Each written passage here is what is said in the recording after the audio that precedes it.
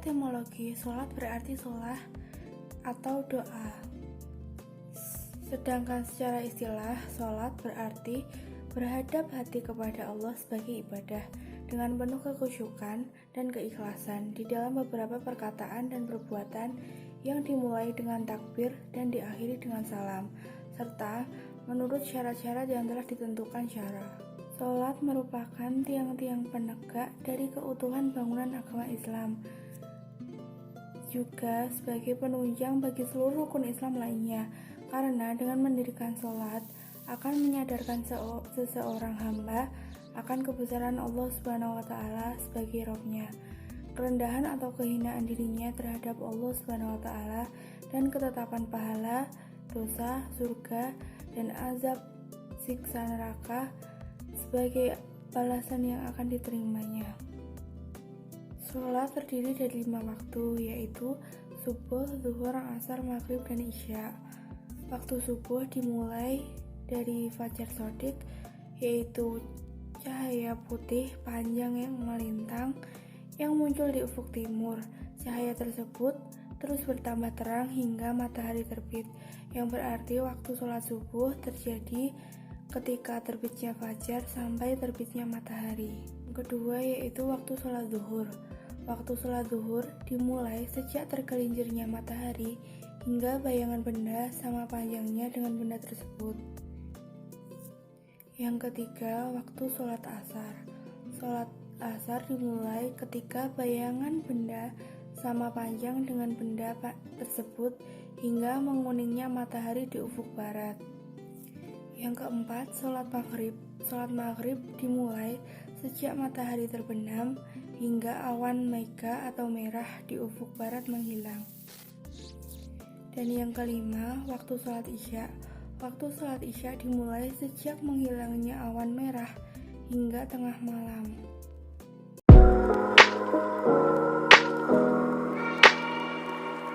Syarat-syarat sholat. Ada syarat wajib sholat dan syarat sah sholat. Syarat wajib sholat yaitu yang pertama harus beragama Islam. Seseorang harus beragama Islam terlebih dahulu agar punya beban kewajiban sholat. Selama seseorang belum menjadi seorang muslim, maka tidak ada beban kewajiban sholat baginya. Kemudian balik. Seorang anak kecil yang belum mengalami balik tidak wajib sholat. Mereka dianjurkan mengerjakan sholat ketika berusia 7 tahun dan boleh dipukuli kalau masih belum mengerjakan setelah berusia 10 tahun. Kemudian berakal. Orang yang tidak waras seperti gila, ayan, dan berpenyakit syaraf tidak wajib mengerjakan sholat. Sedangkan bila hilang akal atau hilang kesadaran karena seseorang mabuk, maka dia wajib mengqadha sholatnya atau mengganti sholatnya. Demikian juga berlaku pada orang yang tidur. Begitu dia bangun, wajiblah atas mengqadha sholatnya yang terlewat itu. Syarat sah sholat. Yang pertama, mengetahui bahwa waktu sholat sudah masuk. Bila seseorang melakukan sholat tanpa pernah tahu apakah waktunya sudah masuk atau belum, maka sholatnya itu tidak memenuhi syarat. Kemudian, suci dari hadas besar dan hadas kecil. Hadas besar yaitu haid, nifas, dan janabah. Sedangkan hadas kecil yaitu kondisi di mana seseorang tidak punya wudhu atau batal dari wudhunya. Kemudian suci badan, pakaian, dan tempat sholat dari najis. Tidak sah seseorang sholat dalam keadaan badannya terkena najis atau pakaiannya atau tempat sholatnya. Sebelum berwudu wajiblah atasnya untuk menghilangkan najis dan mencucinya hingga suci. Kemudian menutup aurat. Tidak sah seseorang melakukan sholat bila auratnya terbuka, meskipun dia sholat sendirian jauh dari penglihatan orang lain atau sholat di tempat yang gelap tidak ada sinar sedikit pun. Mereka harus tertutup auratnya. Kemudian menghadap ke kiblat. Tidak sah sebuah ibadah sholat manakala tidak dilakukan dengan menghadap kiblat. Namun syarat harus menghadap ke kiblat ini tidak mutlak karena masih ada beberapa pengecualian karena ada alasan yang memang tidak mungkin dihindari, yaitu pada sholat khauf, sholat nafilah, dalam keadaan sakit, keharusan ijtihad itu juga tidak apa-apa kalau tidak menghadap kiblat.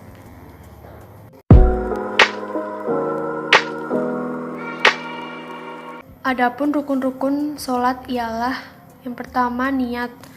Niat artinya hasrat atas sesuatu atau keinginan dalam hati untuk melakukan suatu tindakan yang ditunjukkan hanya kepada Allah. Kemudian yang kedua takbiratul ihram. Takbiratul ihram ialah takbir pada permulaan sholat. Kemudian yang ketiga berdiri bagi yang sanggup berdiri. Kalau tidak mampu berdiri ya duduk, kalau tidak mampu duduk ya tidur. Kemudian yang keempat membaca surat Al-Fatihah pada setiap rakaat. Kemudian yang kelima ruku. Yang keenam bangkit dari ruku dan berdiri tegak. Yang ketujuh sujud. Menurut sebagian ahli fikih, sujud harus dibuktikan dengan cara menempelkan dahi, hidung, sepasang telapak tangan, sepasang lutut, dan sepasang telapak kaki di lantai.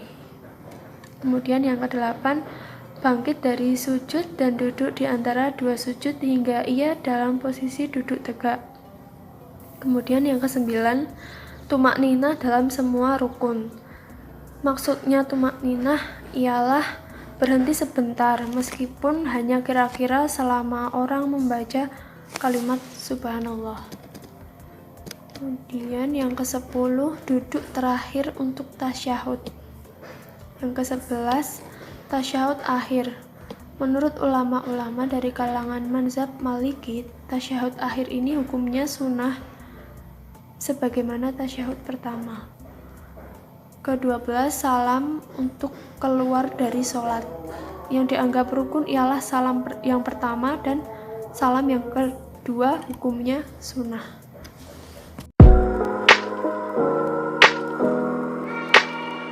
Sunnah-sunnah sholat. 1. Mengangkat kedua tangan saat takbiratul ihram, saat mau ruku, saat bangkit dari ruku, dan saat hendak berdiri memasuki rakaat ketiga sesudah tasyahud pertama. Kedua, meletakkan tangan kanan pada pergelangan tangan kiri dan pergelangan kedua tangan di atas atau di bawah dada. Ketiga, memisahkan kedua kaki. 4. Membaca doa iftitah dengan suara pelan sesudah takbiratul ihram. Yang kelima, setelah membaca doa iftitah, yaitu membaca doa mohon perlindungan kepada Allah dari godaan setan dengan suara pelan.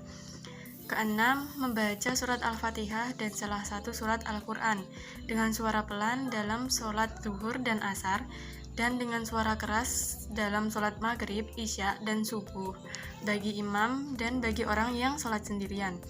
Yang ketujuh, membaca kalimat amin setelah membaca Al-Fatihah, dibaca dengan keras dalam sholat maghrib, isya, dan subuh, dan dibaca pelan dalam sholat zuhur dan asar. Kemudian yang kedelapan, membaca salah satu surat setelah membaca Al-Fatihah. Yang kesembilan, membaca dengan suara keras dalam 2 rakaat sholat subuh, 2 rakaat pertama sholat maghrib, sholat isya, sholat hari raya Idul Fitri, sholat hari raya Idul Adha, sholat gerhana matahari, sholat gerhana bulan, dan sholat istisqa.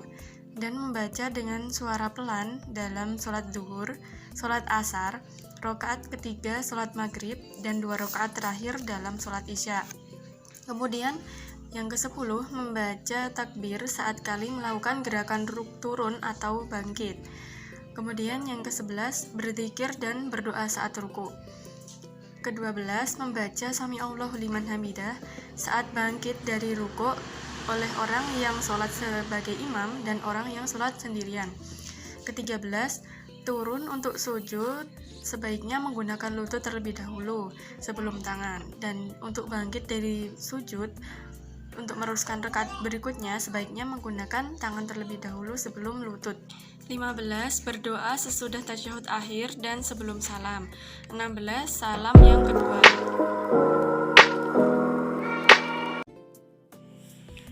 Hal-hal yang membatalkan sholat. Di antara hal-hal yang membatalkan sholat sebagaimana yang telah dijabarkan oleh para fuqaha adalah sebagai berikut. 1. Berbicara dengan sengaja. Kapan disebut membatalkan sholat? Yaitu ketika berbicara dengan sengaja selain Al-Quran, zikir, dan doa. Dari Zaid bin Arqam radhiyallahu anhu, ia berkata yang artinya, kami dahulu berbicara di dalam sholat. Di antara kami ada yang membicarakan saudaranya mengenai hajatnya sampai turun firman Allah Ta'ala, jagalah salat yang 5 waktu dan salat wusta, salat asar. Berdirilah untuk Allah dalam salatmu dengan khusyuk. Quran Surat Al-Baqarah ayat 238. Maka ketika itu kami diperintahkan untuk diam. Hadis riwayat Bukhari. Adapun berbicara dalam sholat, dalam keadaan lupa, akan tidak tahu akan larangannya karena baru masuk Islam, maka dimaafkan jika pembicaraannya sedikit dan tidak lebih dari 6 kata. 2. Banyak gerakan dan terus menerus. Yang dimaksud adalah gerakan yang dilakukan secara berulang-ulang. Mazhab Asy-Syafi'i memberikan batasan sampai 3 kali gerakan berturut-turut, sehingga seorang batal dari sholatnya. Namun, bukan berarti setiap ada gerakan langsung membatalkan sholat. 3. Tidak menghadap kiblat. Bila seseorang di dalam sholatnya melakukan gerakan hingga badannya bergeser arah hingga membelakangi kiblat, maka sholatnya itu batal dengan sendirinya. Hal ini ditandai dengan bergesernya arah dada orang yang sedang sholat itu, menurut Asy-Syafi'iyah dan Al-Hanafiyah. Sedangkan menurut Al-Malikiyah, bergesernya seseorang dari menghadap kiblat ditandai oleh posisi kakinya. Sedangkan menurut Al-Hanabilah ditentukan dari seluruh tubuhnya. 4. Terbuka aurat secara sengaja. Bila seseorang yang sedang melakukan sholat tiba-tiba terbuka auratnya, maka sholatnya otomatis menjadi batal. Maksudnya bila terbuka dalam waktu yang lama.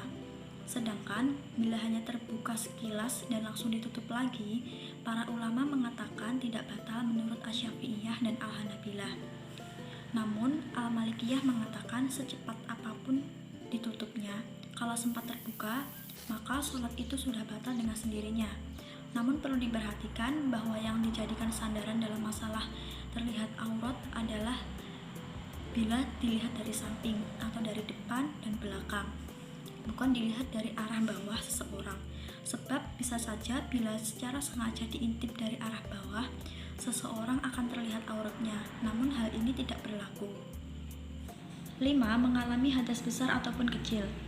Bila seseorang mengalami hadas besar atau kecil, maka batal pula sholatnya, baik terjadi tanpa sengaja atau secara sadar. Namun harus dibedakan dengan orang yang merasa ragu-ragu dalam berhadas. Para ulama mengatakan bahwa rasa ragu tidaklah membatalkan sholat. Sholat itu baru batal apabila memang ada kepastian telah mendapatkan hadas. 6. Tersentuh najis baik pada badan, pakaian, atau tempat sholat. Bila seseorang yang sedang sholat terkena benda najis, maka secara langsung sholatnya menjadi batal.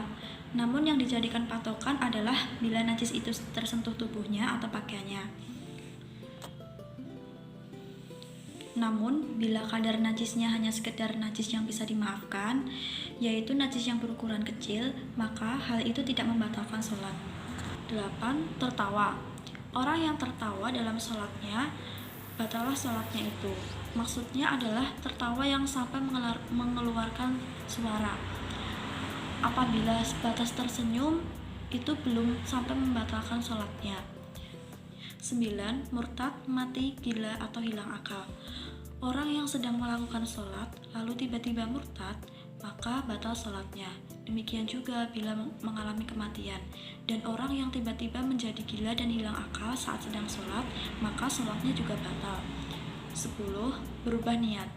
Seseorang yang sedang sholat, lalu tiba-tiba terbetik niatnya untuk tidak sholat di dalam hatinya, maka sholatnya itu juga telah batal. Sebab niatnya telah rusak meskipun dia belum melakukan hal yang dapat membatalkan sholat. 11. Meninggalkan salah satu rukun sholat. Apabila ada salah satu rukun sholat yang tidak dikerjakan, maka sholat itu menjadi batal dengan sendirinya. Misalnya, seseorang lupa tidak membaca surat Al-Fatihah lalu langsung rukuk, maka sholatnya menjadi batal. Kecuali dalam kasus sholat berjamaah, di mana memang sudah ditentukan bahwa imam menanggung bacaan Fatihah makmum. Sehingga seorang yang tertinggal takbiratul ihram dan mendapati imam sudah pada posisi ruku, diperbolehkan langsung ikut ruku bersama imam dan telah mendapatkan 1 rakaat. 12. Mendahului imam dalam sholat jamaah. Bila seorang makmum melakukan gerakan mendahului gerakan imam, seperti bangun dari sujud lebih dulu dari imam, maka batallah sholatnya. Namun, bila hal itu terjadi tanpa sengaja, maka tidak termasuk membatalkan sholat. Asy-Syafi'iyah mengatakan bahwa batasan batalnya sholat adalah mendahului imam sampai 2 gerakan, yang merupakan rukun dalam sholat. Hal yang sama juga berlaku bila tertinggal 2 rukun dari gerakan imam. 13. Terdapat air bagi orang yang sholatnya dengan tayamum. Seseorang yang bertayamum sebelum sholat, lalu ketika sholat tiba-tiba terdapat air yang dijangkaunya dan cukup untuk digunakan berwudu, maka sholatnya batal. Dia harus berwudu saat itu dan mengulangi lagi sholatnya. 14. Makan dan minum dengan sengaja.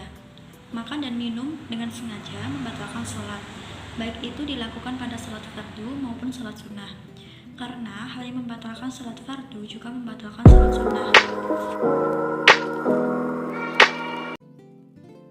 Yang selanjutnya adalah tata cara sholat. Nah, tata cara sholat yang akan saya jelaskan nanti adalah tata cara sholat subuh. Pada rakaat pertama, yang pertama adalah berdiri tegap dan lurus. Untuk sholat fardu kita diwajibkan sholat dalam keadaan berdiri. Tetapi jika masih mampu berdiri, jika benar-benar tidak mampu karena sakit, maka kita disunahkan untuk sholat dalam keadaan duduk. Nah, dalam posisi berdiri sebelum mengucapkan takbiratul ihram, Allahu Akbar, kita disunahkan melafazkan niat sholat. Nah, tapi ini hukumnya hanya sunnah, bukan wajib. Seandainya kita tidak melafazkan niat sholat ini, dia juga tidak apa-apa. Contoh melafazkan niat sholat sebagai makmum, misalnya pada sholat subuh, yaitu usolli fardhu subhi rakataini mustaqbilal qiblati adaan makmuman lillahi ta'ala, seperti itu. Nah, yang kedua adalah takbiratul ihram, niat dan mengangkat tangan. Nah, setelah berdiri lurus, maka yang harus kita lakukan selanjutnya adalah bersiap-siap untuk mengucapkan takbiratul ihram atau Allahu Akbar. Nah, ketika mengucapkan takbiratul ihram, kita wajib menghadirkan niat sholat di dalam hati kita. Perlu diingat bahwa niat yang wajib adalah niat dalam hati ketika berbarengan dengan takbiratul ihram, bukan yang kita lafalkan tadi sebelum takbiratul ihram. Nah, tata cara niat dalam hati ini yang wajib disebutkan menurut Imam Syafi'i itu ada 4. Nah, yang pertama itu niat ta'yin, yaitu niat mengerjakan sholat, bacaannya usolli. Yang kedua adalah niat fardu atau sunnah. Nah, berarti yang diucapkan itu kita mau sholat fardu atau sunnah. Kalau fardu ya fardu, kalau sunnah ya sunatan, seperti itu. Yang ketiga adalah niat ta'yin, nama sholatnya. Jika mau mengerjakan sholat subuh ya subuh, kalau mau mengerjakan niat duhur ya duhur, seperti itu. Yang keempat adalah bagi makmum wajib berniat sebagai makmuman bacaannya. Nah, jika sebagai imam itu mengucapkan imaman itu hukumnya sunnah. Nah, selain 4 poin yang tadi saya sebutkan, itu ada 4 juga yang tidak wajib atau sunnah ketika disebutkan. Yang pertama adalah menyebut jumlah rakaat seperti rokngataini. Nah, seperti itu. Yang kedua adalah menyebut arah kiblat seperti mustaqbilal qiblati. Nah, yang ketiga adalah menyebut waktu sholat seperti adaan, seperti itu. Yang keempat adalah menyebut al-idhofah ilallahi ta'ala, seperti itu. Nah, juga jangan lupa ketika mengucapkan takbiratul ihram berbarengan dengan niat dalam hati, disunahkan juga mengangkat kedua tangan. Nah, mengangkat kedua tangan itu sejajar dengan telinga. Sejajar telinga batasannya itu jempol menyentuh daun telinga. Nah, usahakan kedua telapak tangan itu menghadap kiblat, jangan menghadap ke arah telinga. Nah, kemudian setelah takbiratul ihram, Allahu Akbar. Nah, kedua tangan itu diletakkan di atas pusar dan di bawah dada, bukan tepat di atas pusar ataupun tepat di atas dada. Jadi di tengah-tengahnya ya. Seperti itu. Nah, yang ketiga adalah membaca doa iftitah. Disunahkan membaca doa iftitah. Ada banyak versi bacaan doa iftitah. Semuanya boleh diamalkan dan dipilih salah satunya atau digabung pun juga boleh. Namun menurut Imam Syafi'i yang paling afdol adalah riwayat Ali, kemudian baru riwayat Abu Hurairah. Yang keempat adalah membaca ta'awudz. Nah, setelah membaca doa iftitah, kita disunahkan membaca ta'awudz, yaitu a'udzubillahi minasyaitonirrajim. Yang kelima adalah membaca surat Al-Fatihah. Nah, setelah membaca ta'awudz, kemudian kita sebagai imam maupun makmum diwajibkan membaca surat Al-Fatihah. Akan tetapi, makmum membaca surat Al-Fatihah ketika imam telah menyelesaikan bacaan surat Al-Fatihahnya. Dan bagi imam disunahkan menjaharkan atau mengeraskan bacaan basmalah pada surat Al-Fatihah. Yang keenam adalah membaca ta'min. Setelah membaca surat Al-Fatihah disunahkan membaca ta'min atau amin, seperti itu, bagi imam dan juga makmum. Nah, disunahkan bacaan ta'min makmum bebarengan dengan ta'minnya imam. Jadi baca aminnya itu antara imam dan makmum itu bebarengan, seperti itu. Nah, yang ketujuh adalah membaca ayat atau surat. Setelah membaca surat Al-Fatihah, disunahkan bagi imam atau orang yang sholat sendirian untuk membaca ayat atau surat. Nah, adapun makmum jika sholat jahriyah atau sholat maghrib, isya dan subuh, maka tidak perlu membaca ayat atau surat. Cukup bagi makmum membaca surat Al-Fatihah, karena makmum dianjurkan untuk mendengarkan bacaan imam. Namun jika sholat syiriah, duhur dan asar, maka makmum disunahkan membaca ayat atau surat, karena makmum tidak perlu mendengarkan bacaan imam, sebab imam membaca Al-Quran secara sir atau pelan. Yang kedelapan adalah mengangkat tangan, takbir dan ruku. Kemudian disunahkan mengucapkan takbir sambil mengangkat kedua tangan sejajar dengan telinga ketika hendak ruku. Jadi Allahu Akbar, langsung ruku. Nah, adapun gerakan ruku hukumnya wajib disertai dengan tumakninah. Dan disunahkan juga membaca tasbih dalam ruku. Nah, ada beberapa bacaan yang boleh kita baca ketika ruku.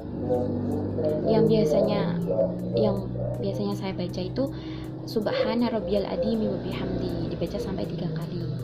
Nah, yang kesembilan adalah mengangkat tangan, tasmi' dan i'tidal. Nah, kemudian disunahkan mengangkat kedua tangan sejajar dengan telinga sambil membaca tasmi'.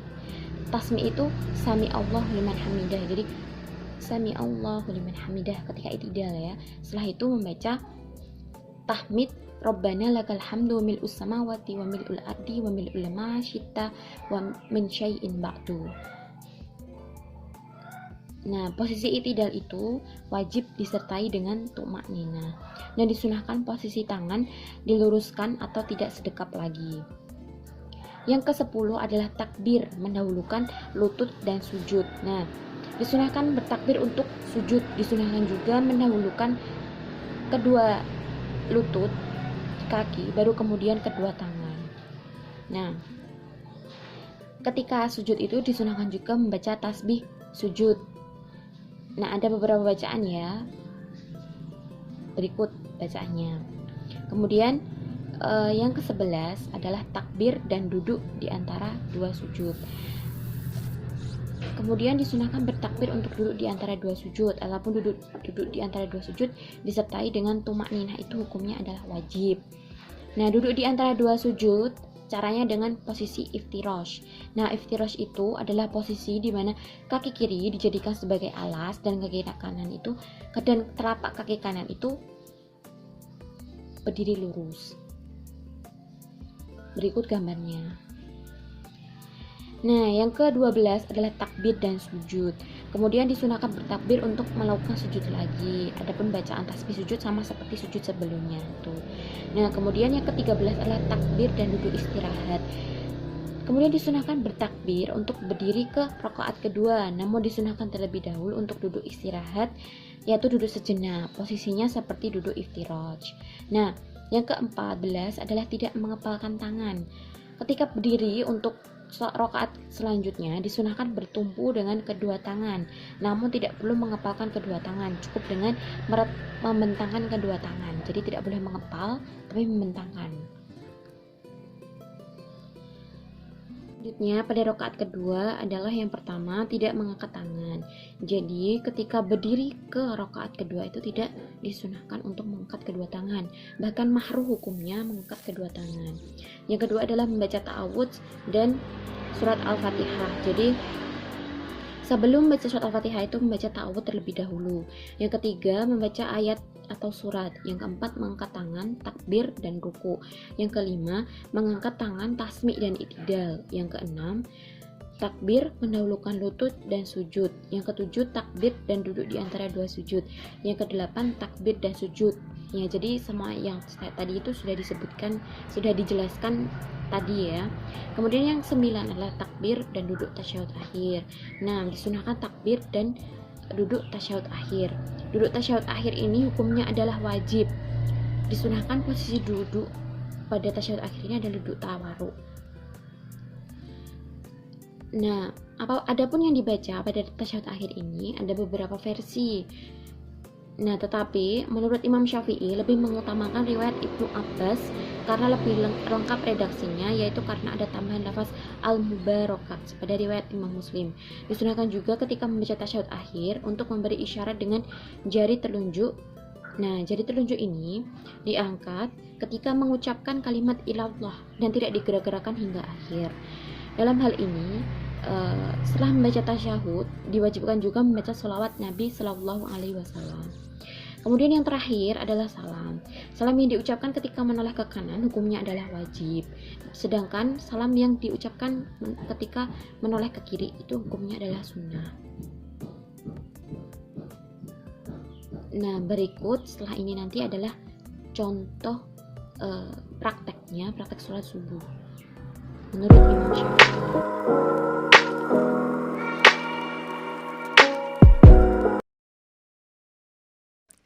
أصلي فرض الصبح ركعتين أداء لله تعالى. Sahaja aku sembahyang fardu subuh 2 rakaat tunai kerana Allah Ta'ala. Allahu Akbar. الله أكبر كبيرا والحمد لله كثيرا وسبحان الله بكرة وأصيلا وجهت وجهي للذي فطر السماوات والأرض حنيفا مسلما وما أنا من المشركين إن صلاتي ونسكي ومحياي ومماتي لله رب العالمين لا شريك له وبذلك أمرت وأنا من المسلمين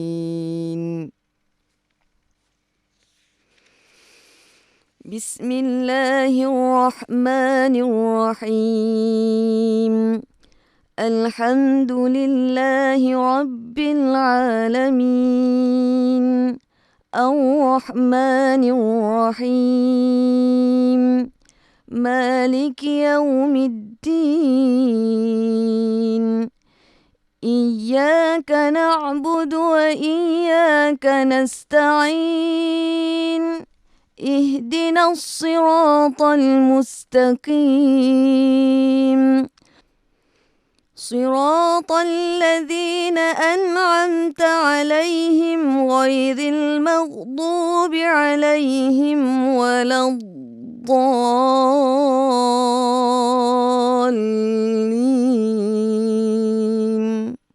آمين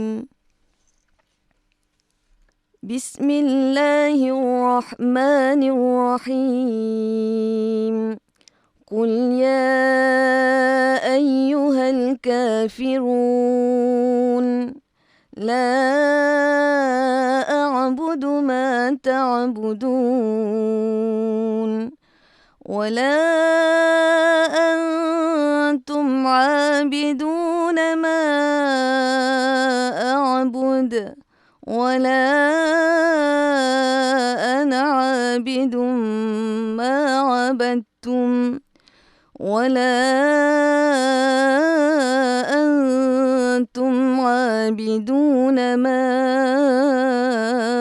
أعبد لكم دينكم ولي دين الله أكبر سبحان ربي العظيم وبحمده سبحان ربي العظيم وبحمده سبحان ربي العظيم وبحمده سمع الله لمن حمده ربنا لك الحمد الله أكبر سبحان ربي الأعلى وبحمده سبحان ربي الأعلى وبحمده سبحان ربي الأعلى وبحمده الله أكبر رب اغفر لي وارحمني واجبرني وارفعني وارزقني واهدني وعافني واعف عني الله أكبر سبحان ربي الأعلى وبحمده سبحان ربي الأعلى وبحمده سبحان ربي الأعلى وبحمده الله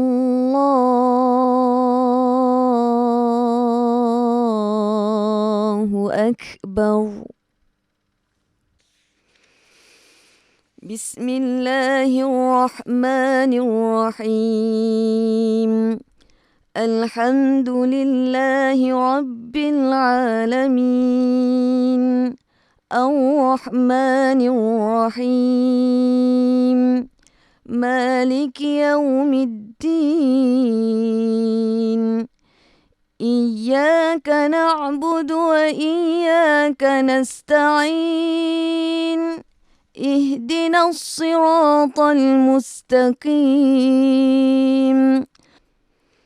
صراط الذين أنعمت عليهم غير المغضوب عليهم ولا الضالين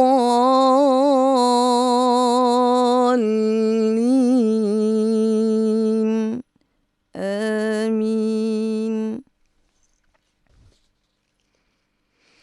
بسم الله الرحمن الرحيم قل هو الله أحد الله الصمد لم يلد ولم يولد ولم يكن له كفوا أحد الله أكبر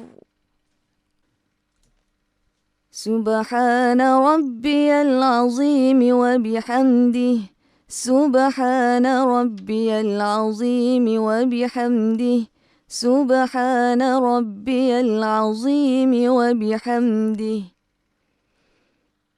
سمع الله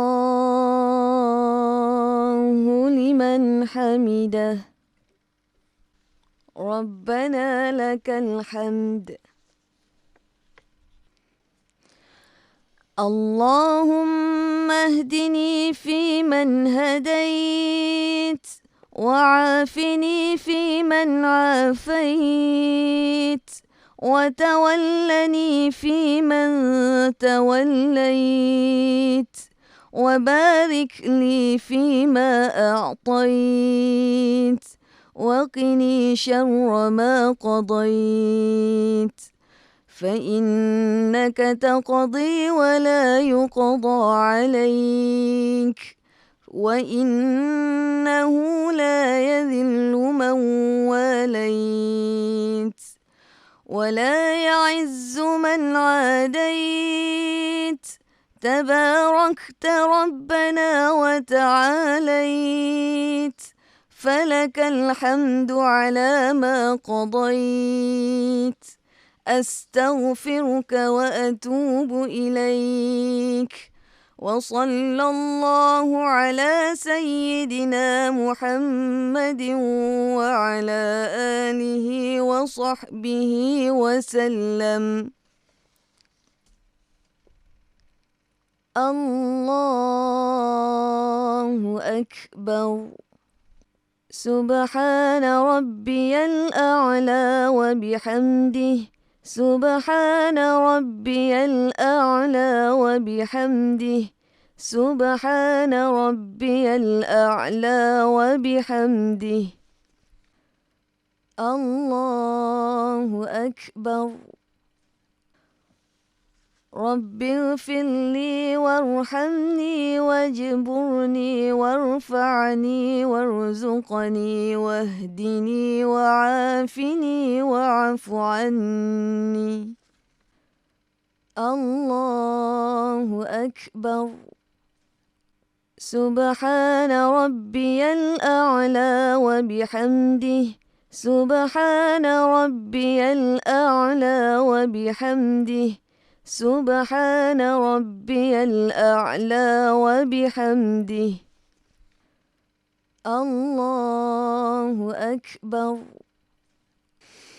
التحيات المباركات الصلوات الطيبات لله السلام عليك أيها النبي ورحمة الله وبركاته السلام علينا وعلى عباد الله الصالحين أشهد أن لا إله إلا الله وأشهد أن محمدا رسول الله اللهم صل على سيدنا محمد وعلى آل سيدنا محمد كما صليت على سيدنا إبراهيم وعلى آل سيدنا إبراهيم وبارك على سيدنا محمد وعلى آل سيدنا محمد كما باركت على سيدنا إبراهيم وعلى آل سيدنا إبراهيم في العالمين إنك حميد مجيد السلام عليكم ورحمة الله السلام عليكم ورحمة الله